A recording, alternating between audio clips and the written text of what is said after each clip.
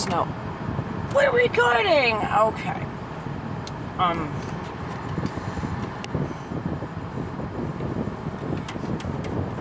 I was texting my husband, Bill, whom I referred to up till now as Lovey. Sarcastically, of course, there's nothing lovey about him. And he's been texting me some really nasty messages just because we drove out for a walk and he couldn't find his way there, and it's only a half a mile from our house, the music center, and his stroke has left him with some gaping holes in his brain. And I told him, if you really don't know the way to where we're going, before we leave, you should let me know so that we can Google map it, or just let me drive because I know the way there. And he says, oh no, I can't let you drive. You drive crazy. You drive me crazy when you drive. Only because he's paranoid, schizophrenic, with PTSD and lots of other diagnoses. Not because I drive badly. He's totaled 3 cars since I've known him. I've never had a car accident since I've known him. He drives like he can't see where he's going. He crashed into a wall today in our driveway and runs over all my stuff in our driveway. Doesn't acknowledge it or even offer to help me pick it up. Not only does he not pick it up or acknowledge or apologize for running into my shit, he just doesn't say anything. And then says, no, I'm not going to help you. I'm not going to help you clean up. Why? Because I don't know, I'm an asshole. He just runs around telling me he's an asshole, and he's a liar, he's a serial killer, and I suggest, deal with it. Just deal with it. Last night we were in bed, and he had told me, don't you come to this bed tonight. But usually he softens up over time. He always softens up over time, which is why I'm still there, still living with him, even though there's a restraining order. And I'm lying there. I'm kind of nervous because he's sighing deeply. And at 3 in the morning, when I was about to go to bed, he came out to have a midnight snack because he has low blood sugar, you see. And he was wearing a nasty old fucking pink teddy with little fur on it that he's owned for 25 years and gone to bed with numerous people in this frock that I told him I hated. And he also was wearing a long blonde wig, trying to be a sex symbol lady in the middle of the night. In other words, he was trying to say to me, without saying a word, with his body language, that he was in the mood for some sex.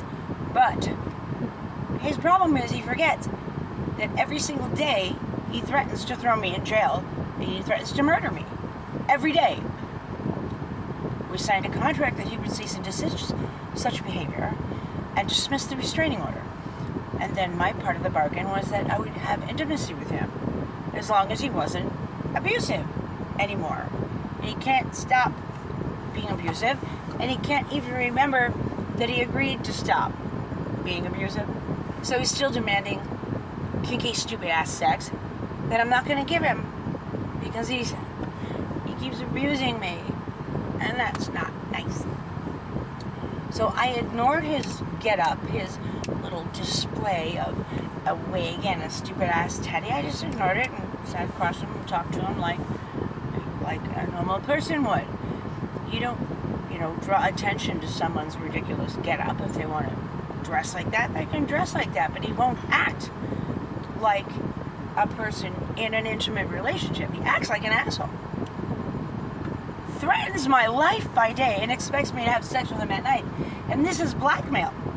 Sheer blackmail. I am being held as a sex slave, sex prisoner, under threat of blackmail and murder if I don't comply. And I wasn't going to comply because he didn't keep his terms of the contract to end their stupid illegal restraining order. So he was mad. Went to bed. He couldn't breathe right. He was harboring some deep resentment. I could feel it. I could just feel the vibe. It was not good. And then he just openly said to me, I really want you to leave this bed. I really want you to leave. I can't have you next to me because I don't think I can control my urge to kill you. I just want to roll over and kill you right now. I think I'm going to kill you right now. I want to strangle you to death right now, right here in our bed. Now, believe me, if I had another place somewhere to go or a friend's couch to sleep on, I would be, but my way of dealing with his ridiculous killing fantasy is to be very nonchalant about it. Say, well, Bill, I think it's time to go to sleep, so good night. Good night, Bill. I kept repeating it. Good night, Bill. Good night. Go to sleep. Stop it. Stop it right now.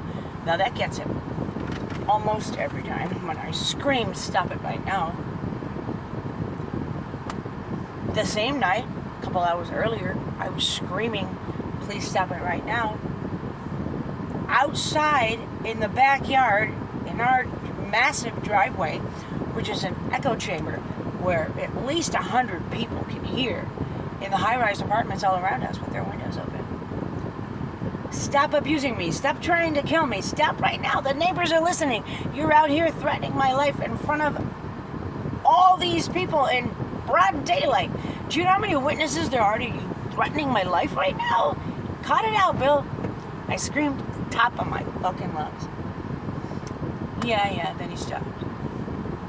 There isn't always 100 witnesses. Most of the time there are no witnesses. Most of the time I'm in fucking danger. He's telling me this. He wants to kill me while I'm sleeping with him. I'm not like sleeping with him. There's only one bedroom and one bed, so I'm sleeping where I normally sleep. I'm not really with him. He's not really with me. He wants to kill me. And then he expects me to have sex with him later that night at 3 a.m. I'm up to 3 a.m. working my ass off because there aren't enough hours in the day for me to work, keep the house, get legal help, get medical help, deal with all the abuse, and I've got a backlog of about 6 months of paperwork that I need to do, and I need to prepare for this restraining order hearing on the 14th. So he texts me these terrible messages like, I'm going to have fun with you on the 14th in court. So he's admitted that this is fun. This is a game for him. He's admitted on tape that he just gets off as a fetish watching me get arrested. I have that on tape. He says to me on tape that he's got carte blanche immunity to commit any crime he wants, including murder, in broad daylight in front of a million witnesses. Doesn't matter, he can never be convicted of anything because this is his town. This is his town, he said.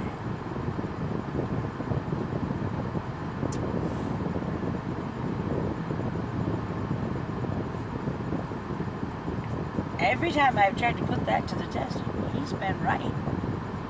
He has the police arresting me left and right when all the evidence points to him. And they refuse to ask me a single question.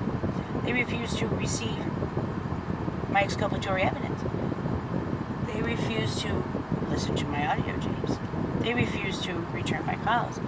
They refuse to interview me at all during so-called investigations, and detectives who were supposed to be looking into this are not doing shit but trying to prosecute me for shit he does to me.